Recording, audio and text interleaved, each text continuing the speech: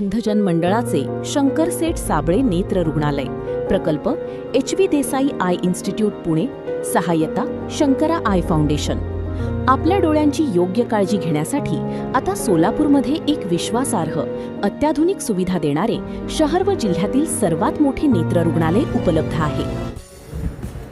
आज रोजी ओबीसीचं आरक्षण संपलेलं आहे असं आम्ही म्हणतोय. मुळात महाराष्ट्रामधले सर्व मंत्री, मुख्यमंत्री, उपमुख्यमंत्री, विरोधी पक्षनेते, आमदार, खासदार या सगळ्यांचं म्हणणं असं आहे की ओबीसी आरक्षणाला धक्का न लावता आता आमचा मुख्यमंत्री महोदयांना एक विनंती आहे की ओबीसी आरक्षणाला धक्का लागलाय का नाही लागलाय तेवढं तुम्ही आम्हाला पुढे येऊन सांगितलं पाहिजे. कारण आमचा दावा आहे की ओबीसीचं आरक्षण आज रोजी संपलेलं आहे.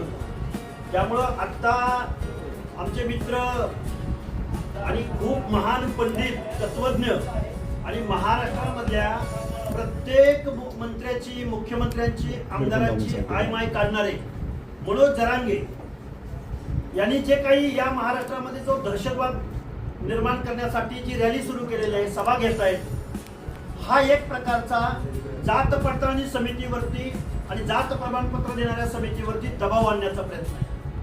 मनोज जरांगे हे महाराष्ट्राला दाखवून देत आहेत की मी महसूल मंत्र्याला गिनत नाही, मी मुख्यमंत्र्याला मोजत नाही, मी उपमुख्यमंत्र्याला मोजत नाही, मी तुम्हाला बघून घेईन.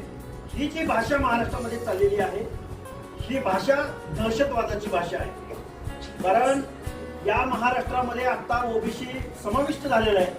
मी महाराष्ट्राच्या मुख्यमंत्र्यांना हात जोडून विनंती करतोय, या सगळ्याबरोबरच आमच्या ओबीसीच्या नेत्यांना, ओबीसी सब कमिटीला, मंत्रिमंडळातल्या 8 ते 9 ओबीसीच्या मंत्र्यांना माझं सांगणं आहे, आम्ही म्हणतोय ओबीसीचं आरक्षण संपलंय आणि तुम्ही कोणीही काहीही बोलायला तयार नाही. ओबीसी जनता संभ्रमित आहे, घाबरलेली आहे. त्याचं कारण असं आहे की आताच्या ज्या काही निवडणुका झाल्या त्या निवडणुकामध्ये ओबीसीच्या जागेवरती शासनकर्ते जमात असलेले मराठे निवडून आले का नाही आणि मग मूळ ओबीसी कुठं गेला याचं उत्तर मुख्यमंत्री महोदयांनी दिलं पाहिजे. मनोज जरांगेंची मागणी तुम्ही पूर्ण करताय. ती मागणी पूर्ण झाल्यानंतर साताऱ्याचं जिल्हा परिषद अध्यक्षपद असो, शिंदे आहेत त्या आमदारांच्या पत्नी, कोल्हापूरचं महापौर पद असो, पुण्यातली नगरसेवकांची पद असो, उरळी कांचनच्या सर्वच्या सर्व जागा, ओबीसीच्या जागा या मराठा कुणबींनी घेतलेल्या आहेत. छत्रपती संभाजीनगरमध्ये तेच झालंय. बऱ्याच ठिकाणी महाराष्ट्रामध्ये ओबीसीच्या जागा गेलेल्या आहेत. आता ओबीसी बरोबर मराठा कुणबी असं दिसणार आहे.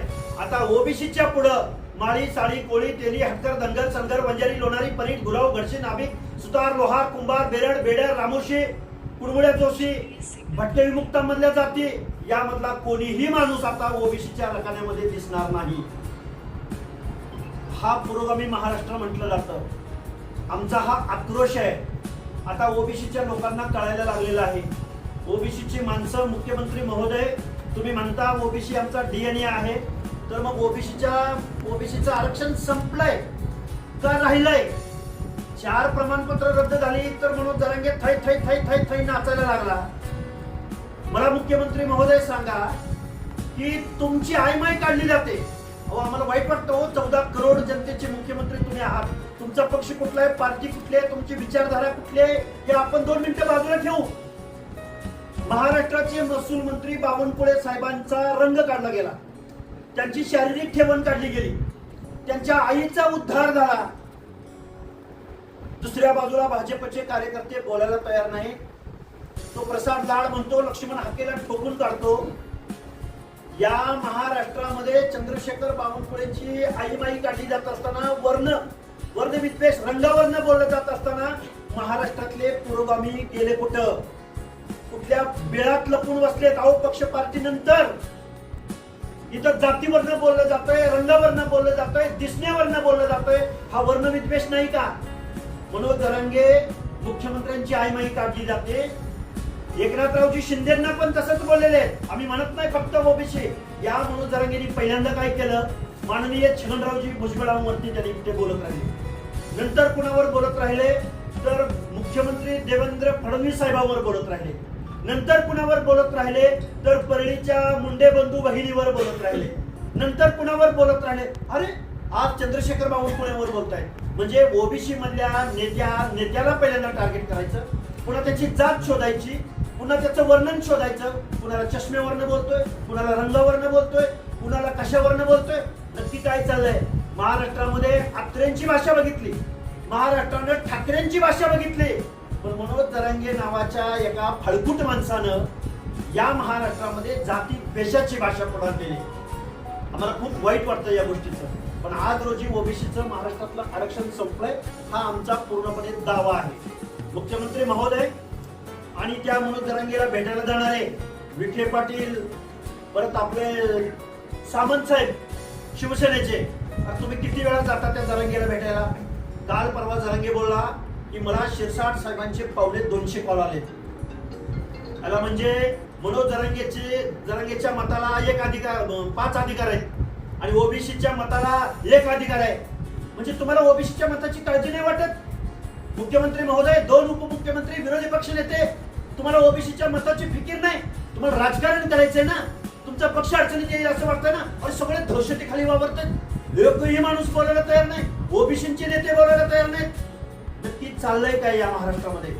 ओबीसी बांधवांची रिॲक्शन ही प्रचंड आहे. मी आज सोलापूरमध्ये आलोय. कुठून माणसं आलेत, कशी आलेत, ही सगळी नगरपालिका मधली माणसं आहेत. वेगवेगळ्या जिल्हा परिषदामध्ये सोलापूरचा जिल्हा परिषद अध्यक्ष केदार म्हणून आहे, त्यांनी ओबीसीच्या जागेवर आता जागा ती खाऊन टाकलेली आहे. इथून पुढच्या कालावधीमध्ये गावगाड्यातला ओबीसी, भटके-विमुक्त जाती जमाती या नगरसेवक दिसणार नाहीत, महापौर दिसणार नाहीत, जिल्हा परिषद अध्यक्ष दिसणार. हे मी राजकारणावर बोलतोय. काल शिक्षकांची नोकर भरती निघाली.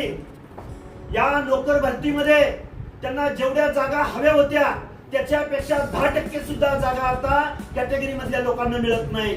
याचं कारण काय? संविधान म्हणतं की शिक्षण आणि नोकरीचे एंट्री पॉइंटला आरक्षण द्या. तुम्ही कुठला रोस्टर सांगताय? तुम्ही कुठल्या जागा तुमच्या फुलफिल आहे म्हणून सांगताय आणि मग आमच्या जागा फुलफिल आहेत तर ईडब्ल्यूएसच्या आणि एससीबीसीच्या जागा कशा वाढतात? त्यांचे प्रतिनिधी नाहीत का तिथं? हे सगळं महाराष्ट्रामध्ये सामाजिक अन्याय चाललाय. ओबीसीचं आरक्षण संपलंय आणि बोलता बोलता माझ्या आंबेडकरी जनतेला आणि दलित चळवळीमधल्या सर्व पक्षांच्या गटप्रमुखांना माझं सांगणं आहे, आज रोजी ओबीसीचं आरक्षण संपलंय, तुम्ही पुढे आलं पाहिजे. आमची आर्त विनंती आहे. मागच्या चुका ज्या झाल्या त्या झाल्या, पण आज आम्ही जात्यामध्ये आहोत.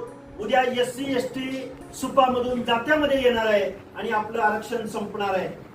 जो प्रसाद लाड नावाचा हरामखोर रिश्वतखोर माणूस जो मांडवली करायला जरांगे पाटलाकडे जातो, त्या प्रसाद लाडच्या कंपनीनं काय ती crystal group of companies 1 lakh रोजगार घेऊन गेलाय. हा प्रसाद लाड हरामखोर, त्याच्या कंपनीचा 76% महसूल हा शासन भरतय. त्याला 12% सर्व्हिस टॅक्स दिला जातोय.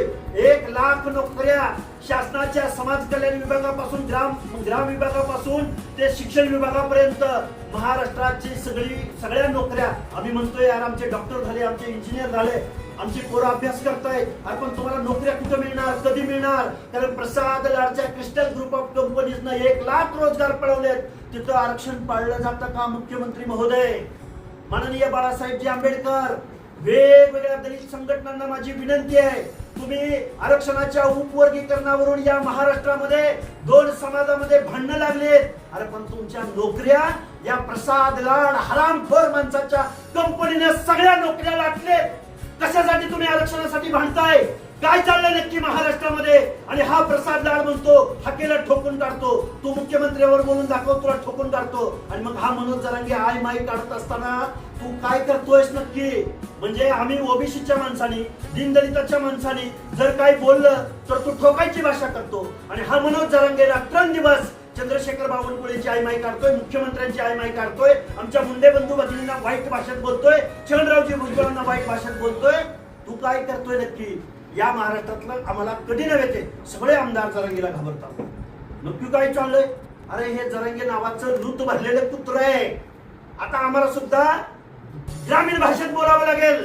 आणि या लूट भरलेल्या कुत्र्याच्या डोक्यावरती राज मुकुट बसवला एकनाथराव शिंदे तुम्ही बसवला. आणि ते लूट भरलेलं कुत्र आता कुणाला पण चावा घेत सुटलंय. आजपर्यंत आम्हाला वाटायचं अरे ह्याच्या डोक्यात काहीतरी परिणाम असेल, भुजबळ साहेबांना चावतोय, भुजबळ साहेबांकडेच पळतोय. पण ते मुद्दे बंधुभगिनीकडे गेलं, पुन्हा तिकडून कुणीकडे गेलं, माननीय मुख्यमंत्री महोदयांकडे गेलं, पुन्हा कुणीकडे गेलं, आता एकनाथरावांकडे गेलं आणि आज कुणाकडे बोलतोय तर बावनकुळे साहेबांकडे बोलतोय. नक्की काय चाललंय या महाराष्ट्रामध्ये? खूप काही बोलता येण्यासारखं आहे. पत्रकार बांधवांना तुम्ही प्रश्न विचारा, आम्ही उत्तर देऊ. तर तुम्ही असं म्हणालात की प्रसाद लाडेच्या कंपनीने 1 लाख ताज्या बातम्यांसह ठळक घडामोडी पाहण्यासाठी आजच डीडी दर्पण न्यूजला लाईक करा, शेअर करा व सबस्क्राईब करायला विसरू नका.